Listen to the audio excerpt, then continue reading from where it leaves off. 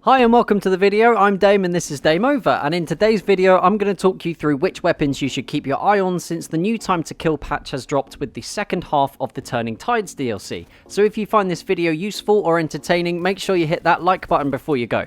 So let's get to it. Now, this is by no means a comprehensive list of the new meta, like what weapons you should be using and those that are the most powerful, because at this stage I haven't had enough time to play through every single one of the weapons and find out which ones work best, and it seems pretty dishonest to me to just turn out a video straight away without really taking the time to create an informed and an objective opinion. So this video is just about which weapons I've seen so far that have really benefited from the new TTK patch.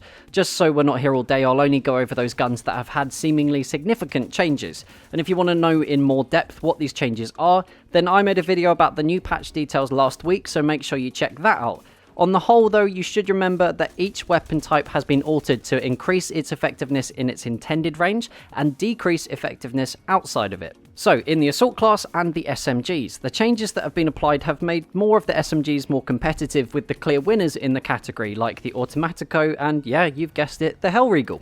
And the reduced effectiveness at longer range has meant that the Ribaroles, which was already known as a very good CQB weapon, has been given an edge over its competitors, and that's because of the bipod. The bipod gives the Ribaroles the edge at range over the other SMGs as long as you incorporate it into your playstyle properly. It offers a lot more versatility than being forced to run and gun, and even though the bipod mechanics have also been changed, the decrease to recoil and spread make this weapon a real contender, especially against the support class at mid-range. Onto the medic class, and there are a few guns worthy of note here. The Farquhar Hill has had some specific improvements to help with spread and avoiding those ever so annoying ghost bullets. Its mid-range effectiveness has been improved a fair bit by the reduced spread in the medic class overall, so you can feasibly spam the trigger with much more accuracy than before.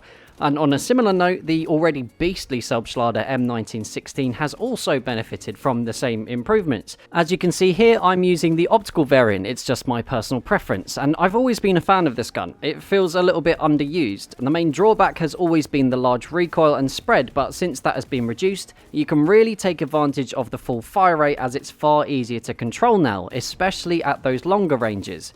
One gun in the medic class in particular has really taken my eye, and that is the RSC. So much so it's getting its own video from me very soon. Congratulations to the RSC, it's finally made it. And where this gun was a two-shot body dropper at most ranges before, it's now become an absolute wrecking ball at anything that isn't very long range. It has the same time to kill as the auto-loading 8.25 up to 70 meters, has a surprisingly quick reload, and essentially feels like a sniper rifle since the new patch.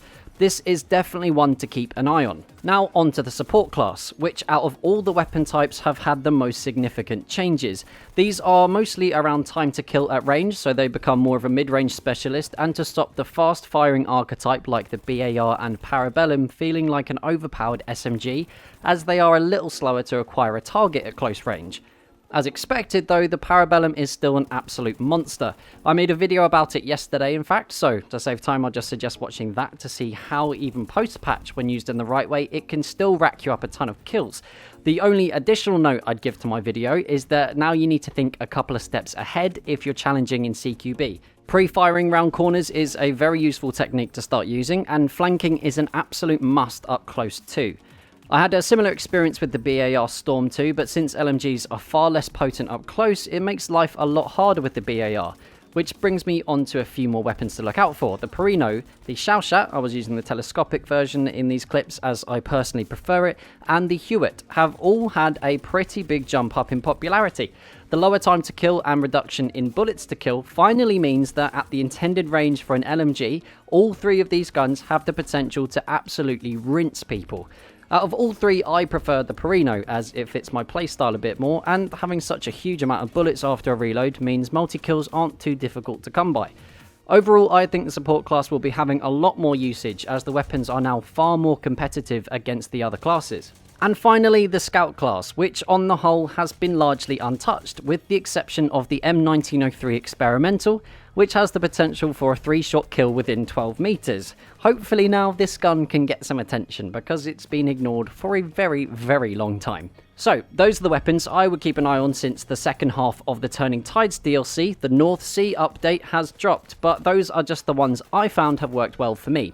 Which weapons have you used so far since the patch? Which guns do you think will get to the top of the meta?